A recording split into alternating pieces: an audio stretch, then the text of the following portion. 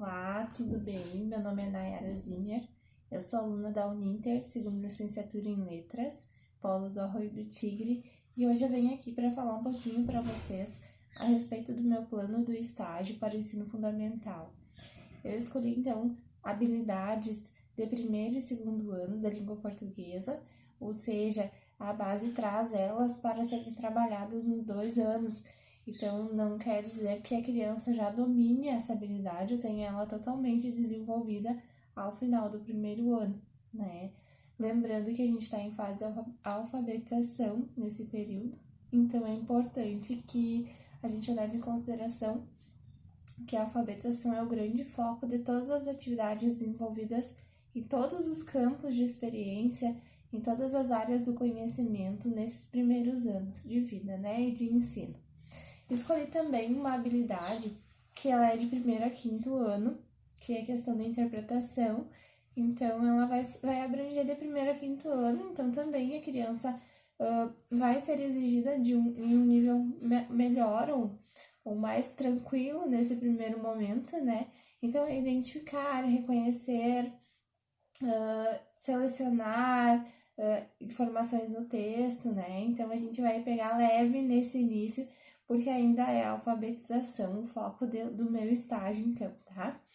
Eu trago como conteúdos a apreciação estética, então vou trazer estilos de texto, vou trazer a rima de uma forma muito forte nesse momento de alfabetização e orientações didáticas para a leitura, realmente para a alfabetização, a prática da leitura. Vou abordar bastante a oralidade nesse momento, tá? Os objetivos, então, é a leitura e compreensão, a expressão oral, as práticas da expressão oral, o uso das tecnologias. Então, eu vou trabalhar nessa aula trava-línguas e rimas, e a gente vai concluir ela fazendo um vídeo. Então, o aluno vai ter que se expressar realmente, né? Eu gostaria de estar mostrando as imagens para vocês do plano, né? Eu tentei fazer uma videochamada ali, não deu muito certo. E eu peço a compreensão de vocês que eu vou falando, mas com certeza nós, enquanto adultos, já conhecemos esses textos que eu vou falar, né? Então, a gente começaria a aula indagando os alunos sobre os conhecimentos prévios deles. De que forma? Através de um telefone sem fio. Essa forma lúdica é a que eu escolhi para iniciar a minha aula, para apresentar o tema para os alunos e identificar já como está a oralidade deles, se eles já conhecem e têm gosto pelo trava-línguas, né? Porque apesar de termos que trabalhar alguns conteúdos, nós também levamos em consideração muito os gostos do nosso aluno, as preferências dele, né? Então, eu começaria com um trava-línguas do Rato Roeu, né? O rato roeu a roupa do rei de Roma. A rainha de raiva rasgou o resto. Então, eu começaria a minha aula assim, com esse trava-línguas, lembrando que o telefone sem fio, a gente passa a mensagem para um aluno e ele vai passando para os demais. Ao final, a gente vê, então, que mensagem chegou. A gente poderia também analisar aqui outros critérios, né? Onde foi que essa mensagem se perdeu ou se ela não se perdeu, né? Porque tem alunos com bastante dificuldade na dicção, na oralidade, na expressão oral. Então, aqui também é um momento da gente dizer, ó, é importante passar a mensagem corretamente. E de que forma eu vou fazer isso, né? Me expressando claramente. Então, aqui também é um momento da gente pegar esses pontos, né? Identificar quais habilidades eu vou ter que trabalhar mais a fundo com o meu aluno. Então, depois desse início, com essa atividade lúdica, eu ia propor para eles a leitura do Rato e a Rosa Rita, né? Muito legal essa leitura, que também é um trava-línguas. Deixa eu mostrar para vocês uma imagem. O Rato e a Rosa Rita. Então, eu entregaria para eles assim, impresso, para que a gente pudesse trabalhar. De que forma? Primeiro, uma leitura individual, espontânea do aluno, lembrando que estamos em fase de alfabetização, então talvez a leitura ainda não aconteça de forma fluente, mas o aluno precisa ter autonomia nesse momento para reconhecer algumas palavras. Então, aqui é o momento de e juntando sílabas, né? Estimulando, como são palavras de sílabas, a maioria aqui, então facilita também a leitura. A escolha desse trava-línguas também foi nesse sentido, né? Se eu der palavras muito complexas, nessa fase de alfabetização eu posso estar dificultando a vida do meu aluno, não é o que a gente deseja. Então, esse trava-línguas, primeiro, leitura individual, espontânea, então, por parte do aluno, depois a gente poderia ler junto, né? O rato roeu a roupa do rei de Roma. O rato roeu a roupa do rei da Rússia. O rato roeu o rabo do Rodovaldo. O rato a roer roía. E a Rosa Rita do rato a roer se ria.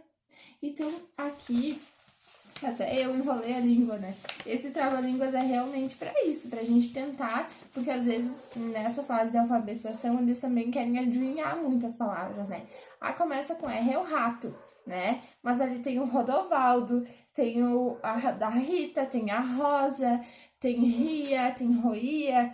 Então, muitas palavras com a mesma inicial para desfazer isso também, porque eles têm um pouco esse hábito ainda de, eu acho que eu sei, né? Tentar adivinhar. Começa com R, é o rato, né? Então, a gente faria leitura quantas vezes fosse necessário. Também pensando em questões de expressão oral, corporal, ritmo de leitura, né? Que o trava-línguas, ele traz muito isso, o ritmo da leitura. Vamos mais rápido, porque se eu ler devagarinho vai ser mais fácil, mas se eu ir aumentando a complexidade, né, lendo mais rápido, vai ficar mais difícil, mas também vai ficar mais legal, né, então, estimulando o aluno a isso também. Depois, eu sugeri algumas atividades de interpretação e localização no texto de algumas palavras. Eu faria um ditado invertido. Eu inventei esse ditado com os meus alunos porque, às vezes, a escrita, ela assusta um pouco, né? É ditado, é hora de escrever. Então, tem diversas formas de fazer ditado e uma delas é esse ditado invertido. Gosto muito de trabalhar com ele. Como que funciona? Nós já lemos o texto de forma individual, de forma coletiva, eles podem ir acompanhando ali a prof com o dedinho, né? Agora é a hora deles localizarem no texto algumas palavras que a prof vai ditar. Então, ao invés da criança ver aquela lista de números e do lado linhas e escrever apenas, aqui a criança vai localizar algumas palavras no texto que a prof vai ditar. Então, por exemplo, eu ditaria a palavra rato e eu vou dizer para eles, vocês vão encontrar 4 vezes a palavra rato no texto. Posso até escrever no quadro a palavra rato, porque o visual, né, ajuda bastante na localização. Mas eu tenho que deixar claro para o meu aluno quantas vezes essa palavra vai aparecer, para que ele não tenha dificuldade também na localização. Encontrei uma, era isso, né? Vamos para a próxima. Não, tem que dar o número de palavras que eu vou encontrar, o número de vezes que eu vou encontrar essa palavra, para que ele se sinta mais à vontade também, tá? Então, depois do ditado, eu ia solicitar que os alunos listassem essas palavras em ordem alfabética. Por quê? Ordem alfabética é muito fácil lá no primeiro ano, do A ao Z, não é bem assim. Tem alguns alunos que sabem, olhando a primeira letra, o R vem antes do S. Então, a gente vai pôr a palavra com R na frente, em primeiro lugar. Mas, e nesse texto, que algumas palavras que eu pedi ali, que eu ditei, que eles vão ter que organizar em ordem alfabética, a maioria começa com a mesma letra, a letra R. Então, qual é o critério agora para identificar a ordem alfabética? Viram como a gente vai aumentando a complexidade? Se lá no primeiro ano eu dou uma lista de palavras e eles precisam olhar a primeira letra e colocar em ordem alfabética, é diferente de agora eu pedir palavras que iniciam com a mesma letra, às vezes vai até a segunda, terceira, quarta letra igual, e depois que tem uma mudança, então eles vão ter que analisar muitas coisas, muitos critérios. Então a gente vai aumentando o nível de complexidade. Parece uma atividade simples colocar em ordem alfabética, mas se a gente pensar assim, que eles vão ter que fazer uma análise de todas as letras praticamente das palavras, então a gente vai perceber que o nível de complexidade é muito grande sim, e vai auxiliar muito no processo de alfabetização. Aí depois eu coloquei algumas questões que são de interpretação. Eu não daria impressa, eu daria, né, faria copiar, porque o trabalho da letra também, né, noções de espaço, organização espacial no caderno e tudo mais é muito importante. Então, eu não daria essas questões impressas, eu daria, escreveria, no caso, no quadro, para que eles estivessem no caderno e pudessem responder. Para responder, tem que retomar o texto, né? Então, mais uma vez, a leitura aí presente. Seguindo, então, eu trouxe um outro gênero textual muito legal que a gente gosta muito de trabalhar, que é a história em quadrinhos. A história em quadrinhos, ela tem uma relação muito legal por causa dos personagens, a fala de cada um, a organização, as imagens, né, a sequência, né? Então, tudo isso tem que ser analisado e a história em quadrinhos é muito legal nesse sentido. A história em quadrinhos que eu trouxe, o Cebolinha, ele tá tentando enganar o Cascão, né? Sai ali de algum lugar, mas não é do Cebolinha. Parece, num primeiro momento, que o balãozinho tá saindo de Cebolinha, né? Isso engana bastante. Mas depois a gente vai perceber que não, que não é bem isso. Então diz assim: o rato roeu a roupa do rei de Roma.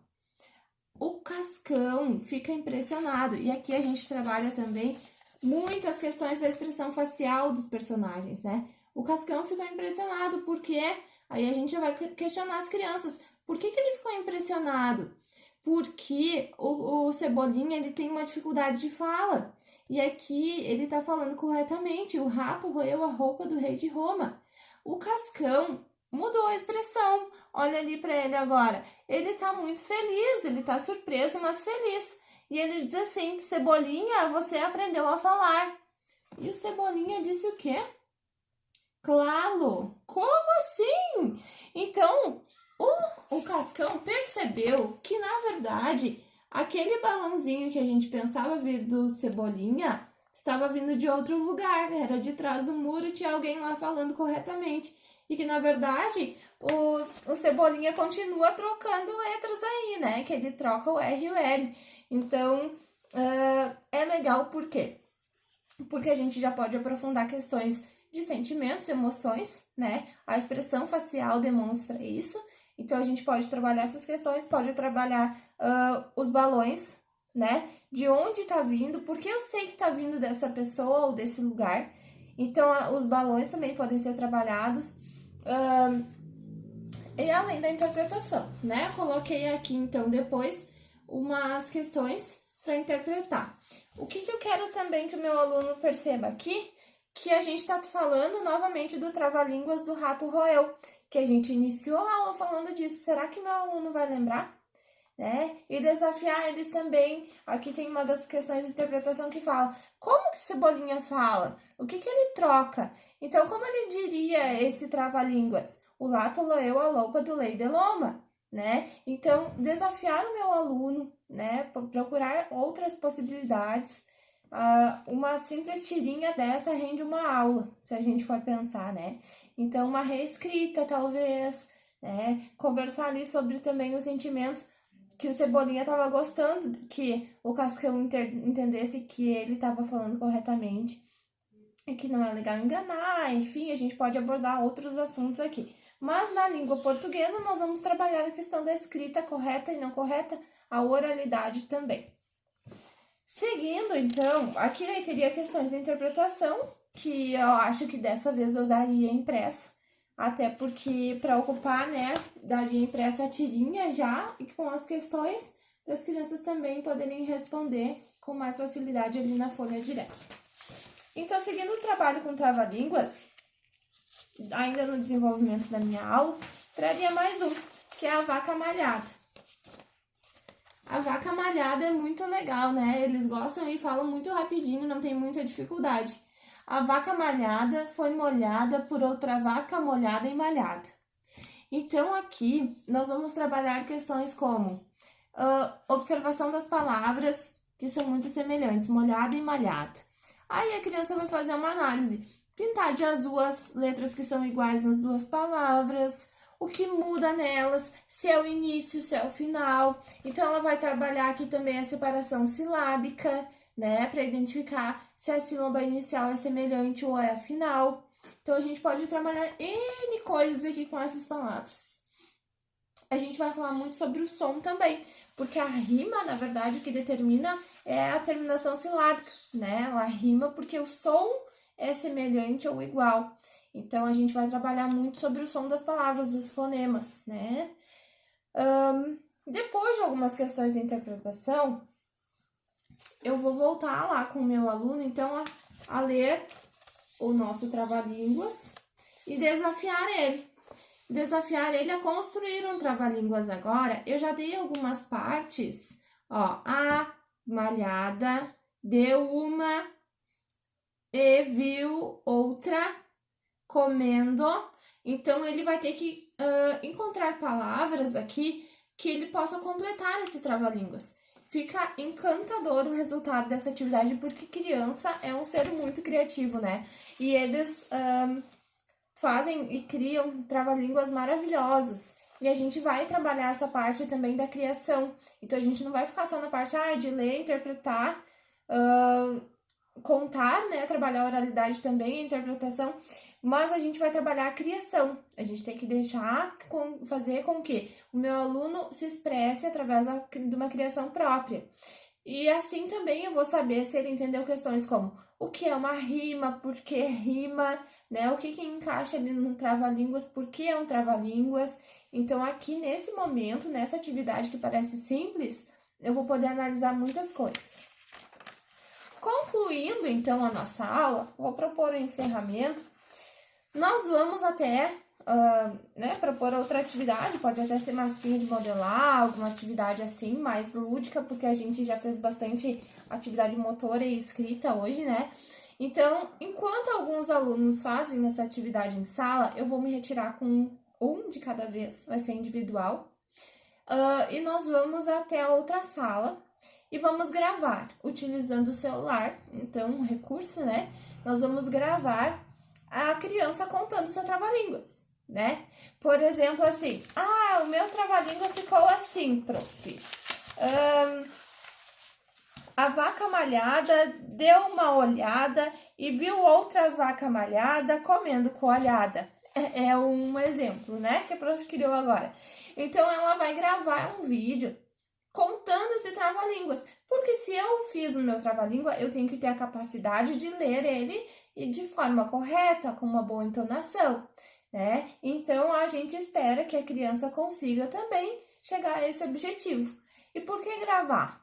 Para perder a timidez, para usar recursos, para conseguir se expressar e para ficar um registro também, né? Depois, com todos os vídeos, nós vamos até uma sala, então, que tenha data show ou outra possibilidade. E nós vamos apresentar esses vídeos. Aí a Nayara vai lá na frente, na hora do vídeo dela, e ao invés de falar para todos os colegas, o que às vezes faz com que a criança fique tímida, eu vou passar o vídeo dela. Aí ela vai desafiar os colegas. Todo mundo repete comigo agora, né? Então vai ser divertido, porque a gente vai conhecer várias outras possibilidades para esse trava-línguas. E a criança também não vai se sentir tímida, porque não vai estar falando à frente dos colegas, né? Ela já vai ter tudo pronto e a atividade vai se tornar mais legal, tá? Feito isso, brincamos bastante, repetimos vários trava-línguas, trabalhamos a oralidade, a expressão, as rimas, né? Podemos escrever alguns, fazer cópia, talvez. E também, ao retornar, então, para a nossa sala de aula, para fechar a nossa aula, eu fiz aqui uma tabelinha de autoavaliação, os critérios de avaliação do aluno, que ele vai fazer uma revisão no seu trava-línguas. Por que ele mesmo vai avaliar? Porque ele criou, ele fez todo o processo de criação e agora não é justo que outra pessoa venha e diga, não, faltou isso, né? Claro que se o professor tiver que intervir, a gente vai fazer essa intervenção, essa mediação, mas eu acho interessante que o aluno consiga ele mesmo perceber no seu texto algumas correções possíveis, né? Ou o que deu certo ou o que não deu certo. É importante que a criança já comece a ter essa autonomia, né? Essa visão de posso melhorar.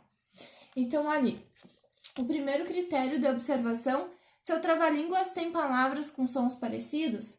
Então, aqui, se sim, né? Ele vai marcar se não. Então, se tem sons parecidos, é porque tem rimas. E certamente vai ter rimas, né? Então, vai marcar que sim. Se ele não fez de forma 100% correta como orientação, não teve rimas, ele vai marcar e já vai se dar por conta, né? Você enrolou a língua ao ler rapidamente o seu trava-línguas? Aqui a gente fala sobre a gravação do vídeo, né? Pra ti, foi fácil o teu trava-línguas ou foi difícil? Foi complexo demais ou foi tranquilo fazer ele? Né? Não fala dos colegas em nenhum momento, nem do trava-língua do outro, fala do próprio. Pessoal, então, esse foi um plano de aula. Tentei explicar aqui para vocês como seria a organização metodológica dessa aula. Espero que vocês tenham gostado. Se possível, algum colega que queira aplicar, depois contar como foi. E eu preciso que vocês deixem aí um comentário com alguma dica, dizendo se foi legal, se foi útil ou não, para que eu possa melhorar também o meu trabalho, né? Esse plano de aula é de um estágio da Uninter, é para ensino fundamental. Então, eu fico muito feliz porque é minha área de trabalho e eu gosto muito de trabalhar com alfabetização. Então, eu espero que consiga ter passado para vocês um pouquinho uma ideia de como seria uma aula trabalhando com trava-línguas, tá bom? Um abraço, eu espero o comentário de vocês que vai ajudar muito no meu trabalho.